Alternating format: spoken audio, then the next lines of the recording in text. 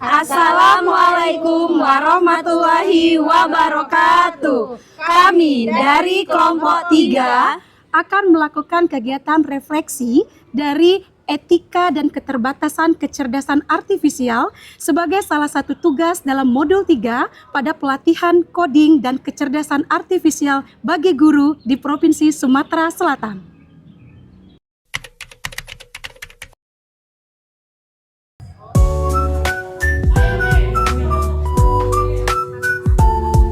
Pemahaman keterbatasan KA salah satunya yaitu ketidakmampuan KA dalam memiliki kreativitas sejati, perasaan, atau pemahaman kontekstual yang mendalam.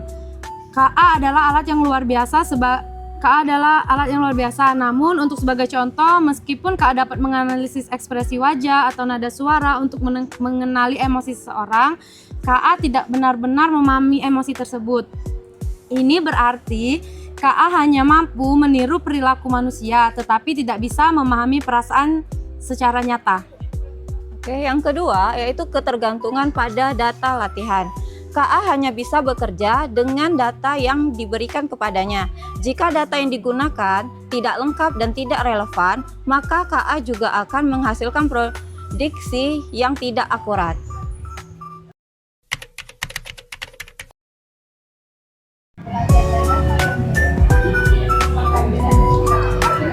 Dampak keterbatasan kecerdasan artifisial pada penggunaan di sekolah. Yang pertama, gagal mendeteksi emosi dan konteks sosial siswa karena kecerdasan artifisial tidak bisa sepenuhnya memahami emosi siswa. Misalnya, KA tidak bisa mendeteksi apakah siswa tersebut sedang sedih, menangis, atau mengalami kesulitan dalam belajar.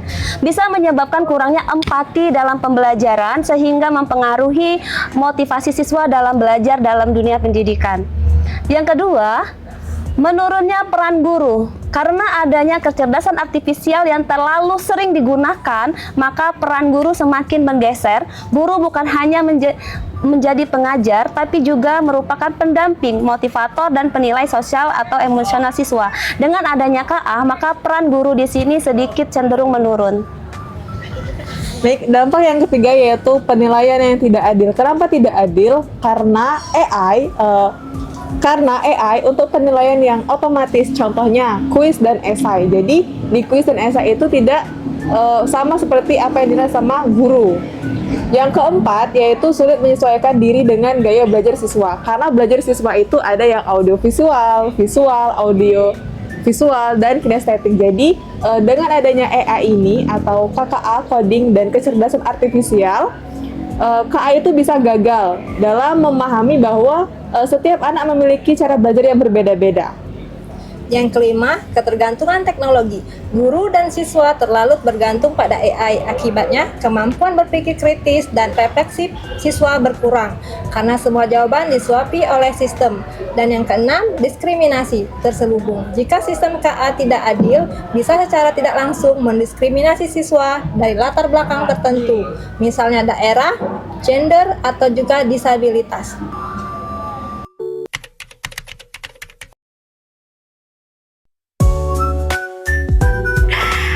Ada 4 prinsip utama dalam penggunaan kecerdasan artifisial.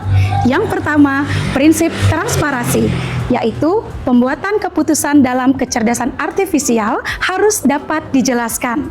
Salah satu tantangan terbesar dalam penggunaan KA adanya sistem yang disebut dengan black box atau kotak hitam, di mana artinya orang benar-benar tidak tahu dan paham bagaimana KA mengambil keputusan. Transparansi dalam kecerdasan artifisial artinya bahwa setiap keputusan yang diambil oleh KA harus dapat dijelaskan dan dipahami oleh manusia. Contohnya, ketika ada seorang siswa yang mendapatkan nilai ujian yang berbasis kecerdasan artifisial dengan nilai yang rendah, maka ia dan gurunya berhak untuk mengetahui bagaimana sistem menilai jawaban tersebut. Prinsip yang kedua adalah akuntabilitas, yaitu adanya pihak yang bertanggung jawab atas kesalahan dari KA tersebut.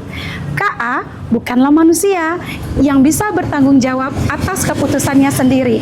Oleh karena itu, sistem KA yang digunakan untuk membantu manusia harus memiliki pemilik dan pengelola yang bertanggung jawab atas kesalahan.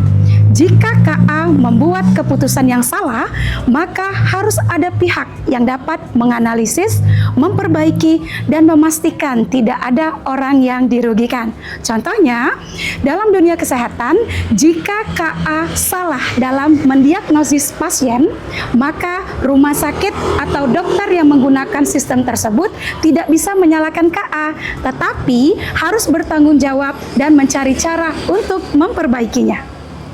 Prinsip yang ketiga, adil dan non-diskriminatif, yang mana menghindari bias dengan algoritma KA atau kecerdasan artifisial. Di sini, KA dapat bersikap tidak adil karena belajar data yang bias. Jika tidak dikembangkan dengan cermat, hal ini bisa merugikan kelompok tertentu. Oleh karena itu, penting memastikan data yang digunakan adil dan mewakili semua pihak. Prinsip yang keempat, privasi atau menggunakan KA tanpa melanggar hak pengguna. KA perlu menjaga privasi karena sering mengumpulkan data pribadi. Jika digunakan tanpa izin, hal ini bisa melanggar hak pengguna. Maka KA harus dirancang untuk menghormati kerahasiaan data.